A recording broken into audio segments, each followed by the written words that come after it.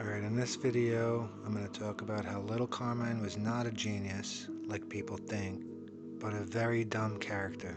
Little Carmine comes into the picture during the feud with Tony and Carmine Sr. with the HUD scam.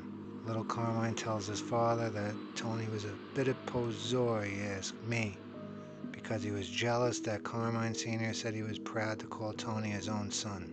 That wasn't little Carmine being smart, trying to play sides with anyone, but just an impulse anger from a son to his father. After Carmine Sr. dies, little Carmine tries to take over, but once he's seen there was no angle for him and his friends are dying, he simply drops out and gives Johnny the boss title. When little Carmine sets up the famous meeting of minds between Phil and Tony, he brings up Phil's kid brother Billy, not because he is trying to start a war between Phil and Tony. It just slipped out because he was brainless the second and wasn't thinking.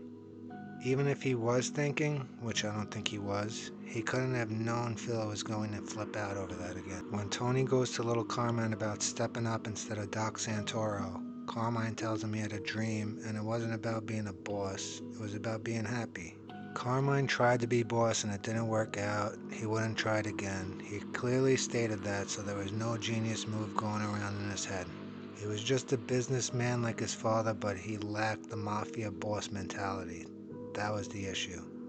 Little Carmine then steps in and tells Tony about the whole incident where Tony stomped Coco and asking to go bend the knee to Phil only because he had the scaffolding project and he didn't want to lose money. There was nothing else behind that. In the last episode, when little Carmine is in the meeting with Tony and Butchie, Carmine didn't say anything except, "It didn't have to be this way."